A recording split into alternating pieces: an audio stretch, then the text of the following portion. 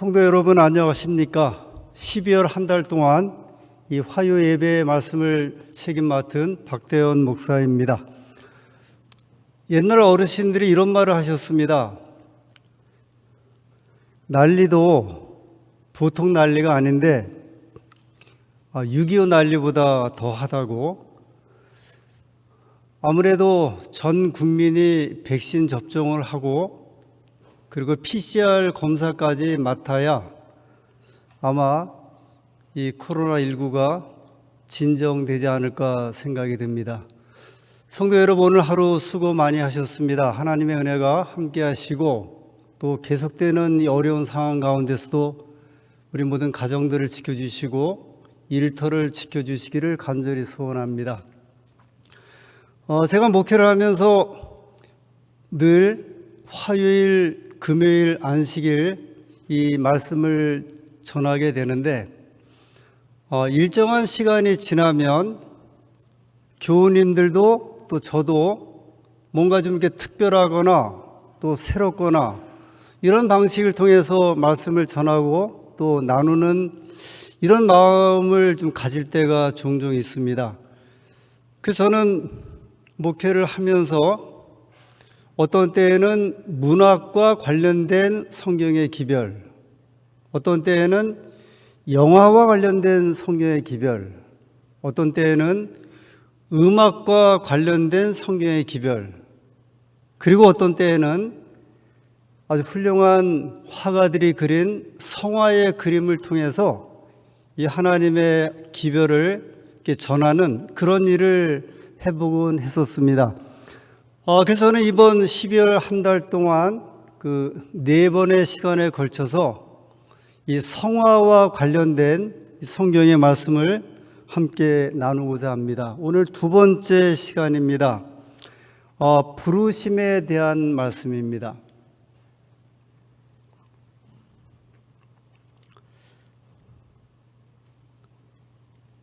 자, 그림이 보이시죠? 물론 성경과 연관된 그림입니다. 여러분, 이게 어떤 장면일까요? 복음서에 나오는 장면이거든요. 이 그림은 복음서에 나오는 어떤 장면을 그린 그림이겠습니까? 혹시 잘 모르시겠어요? 한 남자가 이제 손을 향해서 저 앉아있는 이 5명의 남자들에게 손을 이렇게 뻗치고 있습니다. 이렇게 가리키고 있죠? 너! 나와! 이런 소리가 들리는 그림입니다. 좀 더 밝은 그림인데요. 그림 계속 나와야 되는데요. 네. 아까 전에 있는 그림보다 좀 이렇게 밝게 채색된 그림입니다. 여러분, 저기 서서 손을 이렇게 가리키면서 말씀하시는 분은 누구 같습니까? 우리 주 예수 그리스도 주님이십니다. 주님께서 앉아서 무엇인가 골똘히 이렇게 쳐다보고 있는 그 남자들을 향해서 당신 나를 따르시오. 누가 같겠습니까? 이 그림은 카라바조라고 하는 이탈리아의 화가가 그린 세리 마테의 부르심에 대한 그림입니다. 이 카라바조는 좀 특이한 화가이기도 하고요, 좀 별난 화가이기도 한데 이 그림을 굉장히 이렇게 사실적으로 그린 그림으로 이제 알려져 있습니다. 여기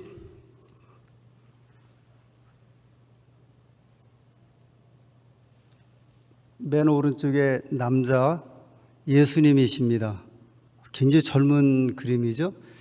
생각해 보면 예수님은 30살에 공생애를 시작하셨기 때문에 사실 청년과 다름이 없죠. 물론 2000여 년 전에 여러 수명과 관련되어서 더 지금보다는 나이가 들어 보였겠지만 청년이었습니다.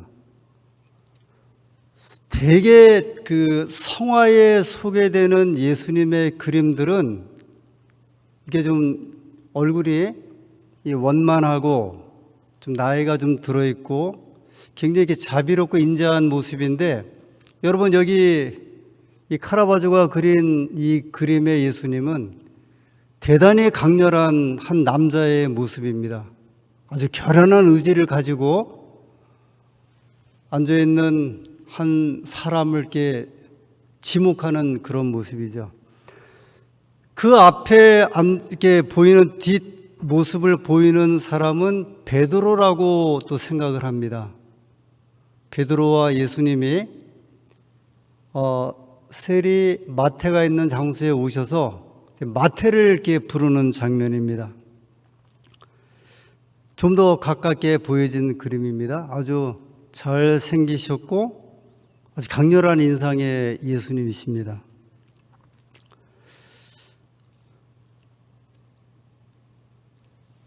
깃털 달린 모자를 가진 옅된 얼굴의 한 젊은이가 난가? 좀 그러는 모습이에요. 근데 제가 이 젊은이의 손짓을 한번 흉내를 냈는데 이게 저 구도가 나오려면 이 손이 참 이렇게 해야 되는 구도인데 그가 이렇게 손을 이렇게 좀 이렇게 두드리면서 나를 말씀하는 겁니까? 이런 제 모습입니다. 저요? 저를 부르셨어요?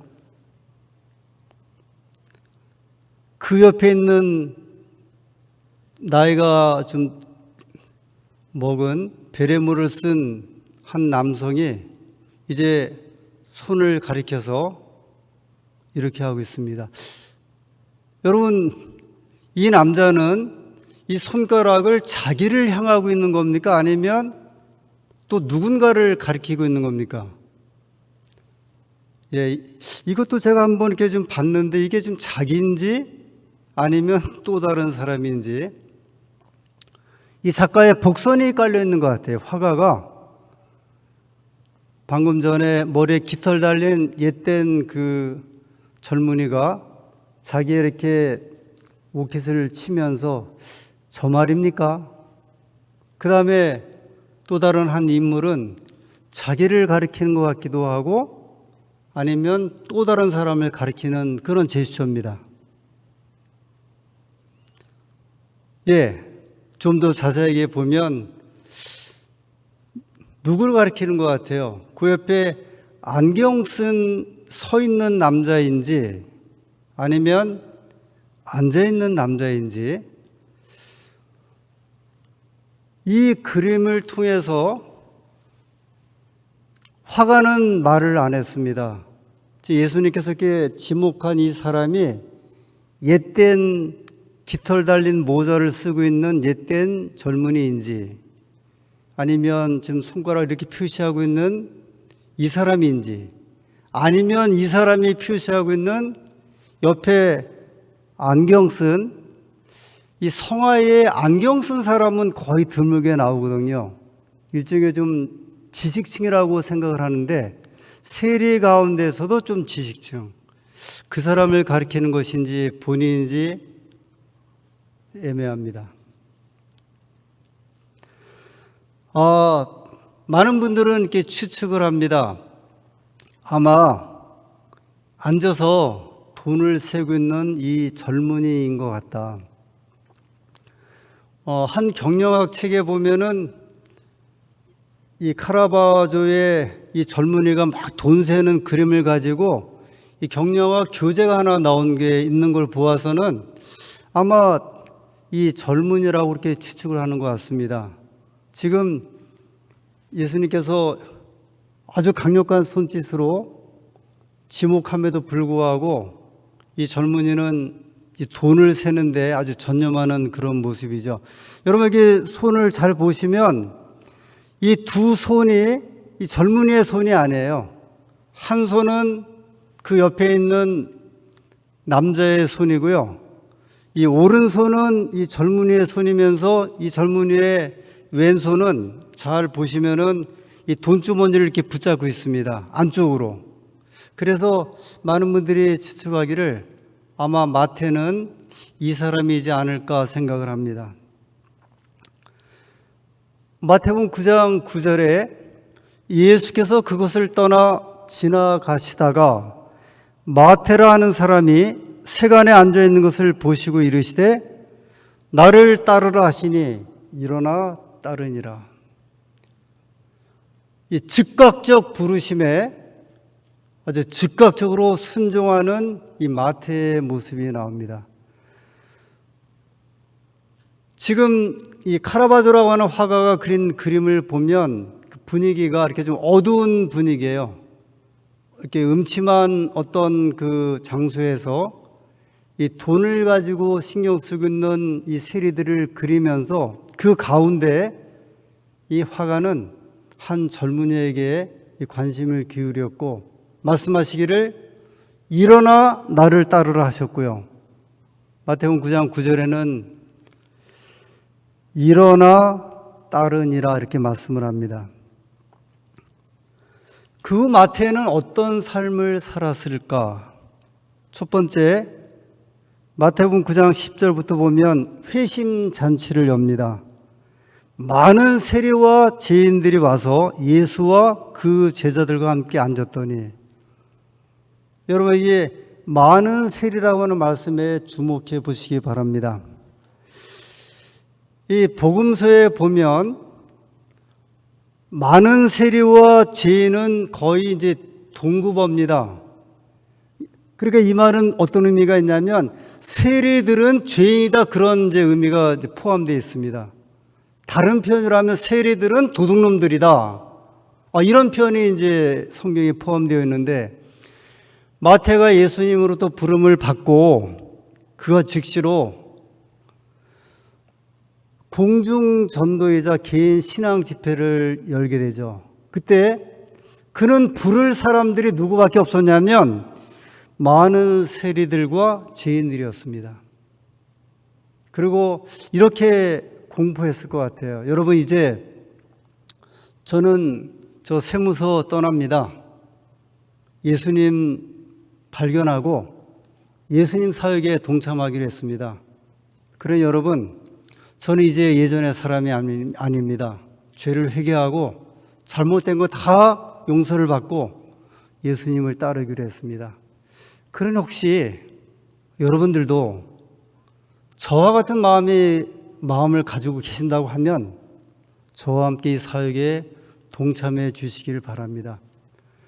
혹시 저 때문에 마음 고생하신 분들, 애를 타셨던 분들 용서해 주시기 바랍니다. 저는 새로운 길을 걷기로 했습니다.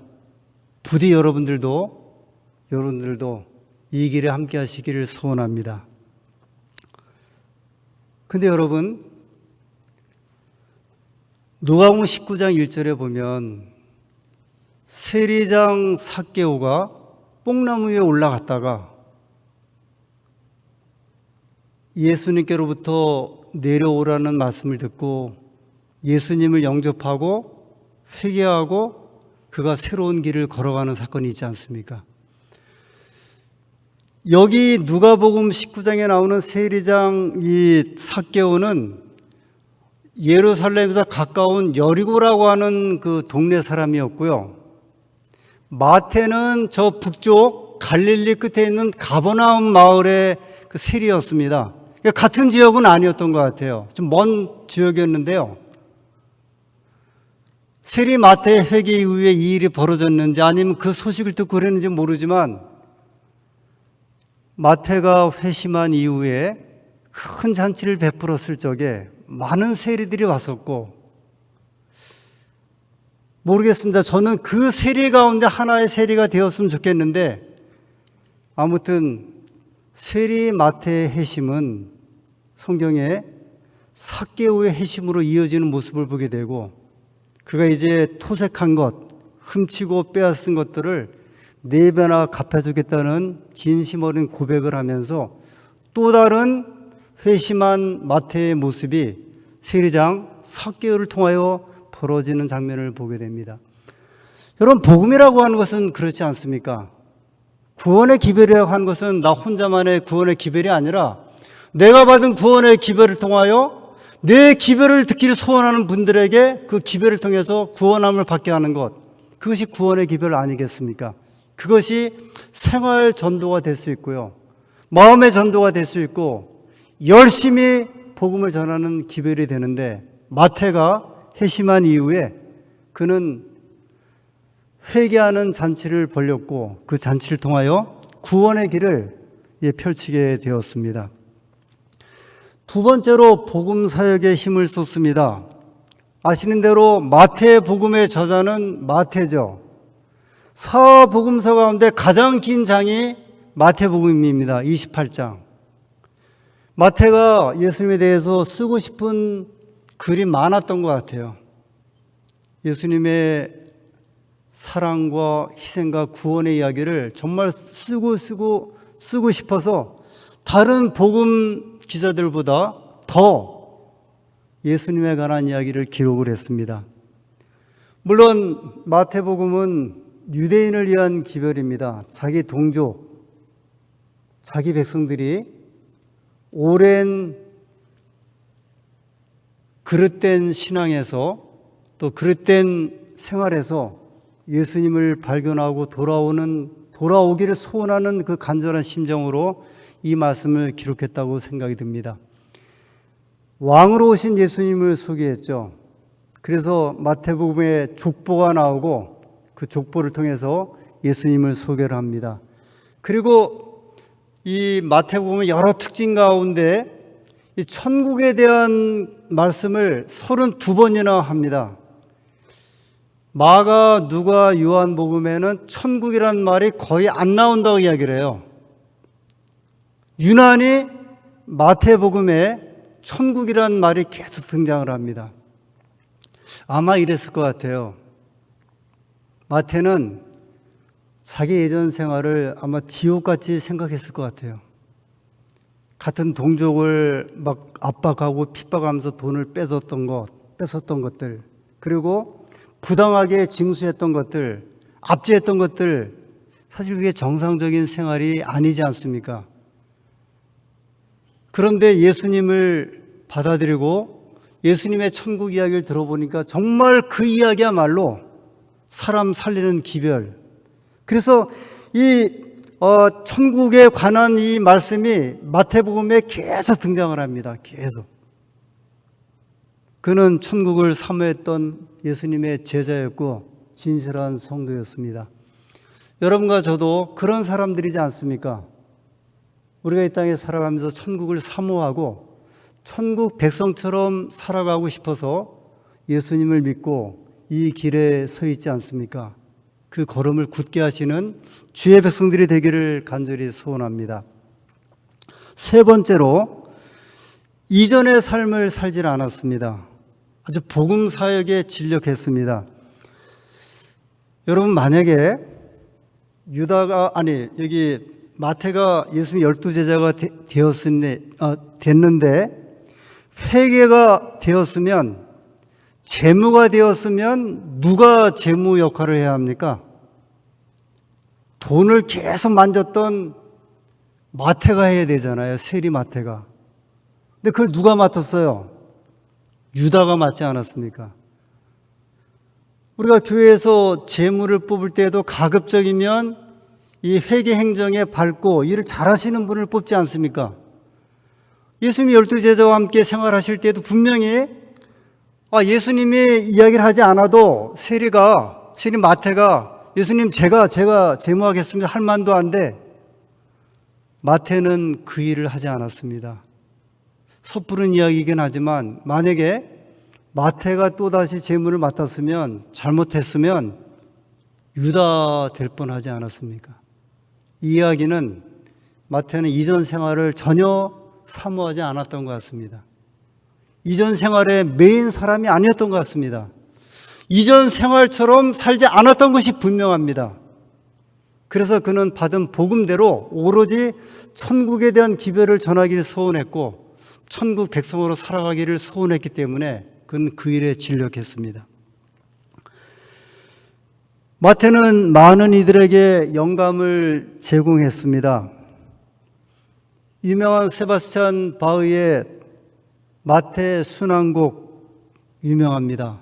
이 마태 순환곡이 마태복음 26장, 27장에 나오는 약 일주일 동안에 예수님 순환 주간과 관련되어서 그 내용을 기초로 해서 바흐가 작곡을 했습니다. 우리가 부르는 찬미가 134장 오 거룩한 머리에, 이 찬미가도 세바스찬 바흐가 작곡한 마태 순환곡에 나오는 그 음악입니다. 마태복음 27장 29절에 가시관을 엮어 그 머리에 씌우고 갈대를 그 오른손에 들리고 그 앞에서 무릎을 꿇고 희롱하여 이르되 유대인의 왕이여 평안할지도 하며, 세바스찬 바흐가 이 마태복음 26장 27장을 통해서 예수님의 고난에 대해서 아주 감동을 받았고 은혜를 입었습니다. 그 영감을 받아서 이 마태 순환곡이라고 하는 곡을 작곡을 했죠. 성경 본문을 그대로 사용을 했습니다. 오 거룩한 머리에 가시관 쓰셨네. 제가 이때 마치는 찬미로 부를 터인데 한번 마태의 그리고 바흐의 마음이 되어서 함께 부르시게 되기를 소원합니다. 그런데 이 마태 순환곡이 알려지게 된 동기가 좀 흥미롭습니다. 원래 바흐는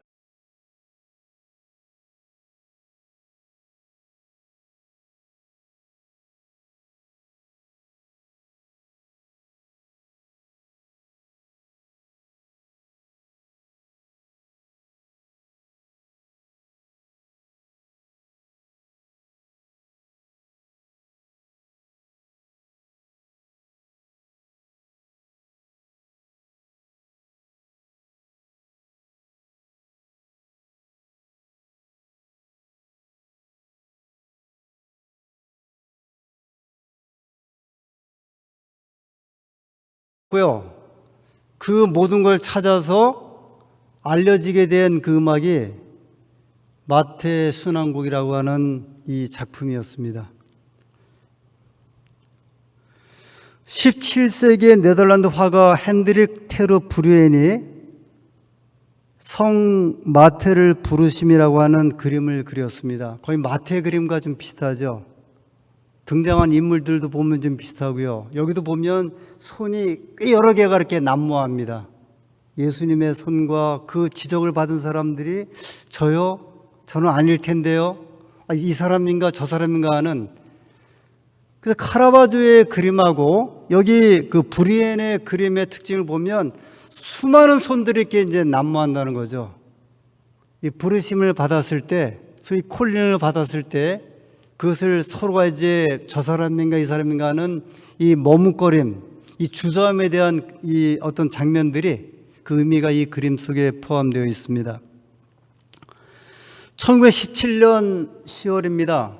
저 제정 러시아 때 블라디미르 레닌, 그 유명한 칼 마르크스 이후에 사회주의 사상을 받아들여서 이 10월 혁명을 일으켰던 유명한 공산주의자입니다. 이 레닌이 모스크바 광장에서 수천 명이 모인 군중들 앞에서 그가 호소했습니다. 여러분, 제정 러시아는 무너져야 합니다. 이 나라에 사회주의 국가가 건설해야 합니다. 아주 공평한 사회, 공산화된 사회, 함께 나누는 사회. 여러분, 그렇게 살기 원하지 않습니까? 여러분 가운데 제 말에 동의하시면, 나와 함께 이 길을 걷기를 소원하시면 이 앞에 나오셔서 저와 함께 이 일에 협력해 주시길 바랍니다.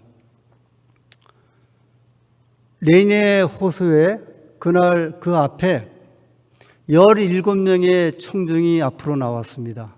수천 명의 군중 가운데요, 단 17명이었습니다. 레닌은 그 사람들을 붙들고 자기의 사상을 전하고 설파했습니다.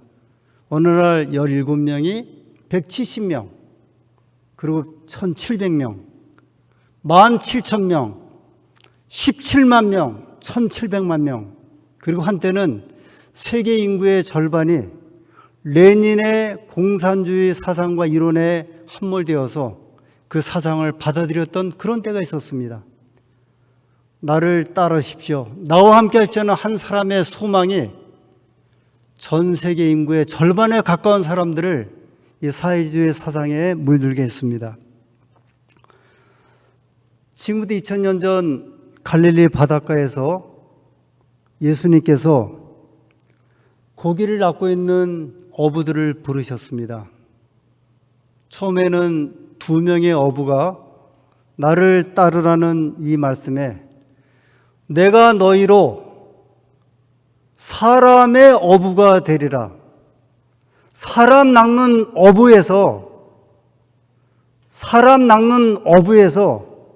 사람의 어부, 진심으로 사람들의 어부가 되기를 소원하는 사람은 나를 따르라 하셨을 적에 2명, 4명, 5명, 7명, 12명의 제자들이 따르게 되었습니다. 그 12명이 70명이 되었고요. 사도행전 1장에 보면 120명으로 늘어납니다. 4장에 보면 4,000명으로 늘어나죠. 다시 5,000명이 더 침례를 받습니다. 그 예수님을 따르는 사람들은 1,700만 명, 1억 7천만 명, 그리고 세계 인구의 많은 숫자가 예수님께서 부르시는 이 부르심의 호수에서 하나님을 믿는 백성이 되었고 그리스도인의 제자가 되었습니다. 그 예수님께서 오늘 여러분과 저를 부르셔서 제가 이 자리에 함께하지 않으셨습니까? 로마서 11장 29절에 하나님의 은사와 부르심에는 후회하심이 없느니라 말씀하셨습니다. 오늘 이 부르심에 응답하여 하나님의 자녀가 되신 여러분들에게 하나님의 크신 축복이 함께하시게 되기를 간절히 소원합니다. 이 부르심을 통하여 하나님의 사역에 헌신하시고 하나님이 일에 함께 하시는 주의 백성들이 되기를 간절히 소원하면서 오늘 말씀을 마치겠습니다. 기도하시겠습니다. 자비롭고 은혜로우신 하나님 아버지, 마태를 부르신 이 경험의 이야기를 통하여 우리에게 은혜를 주심을 감사드립니다.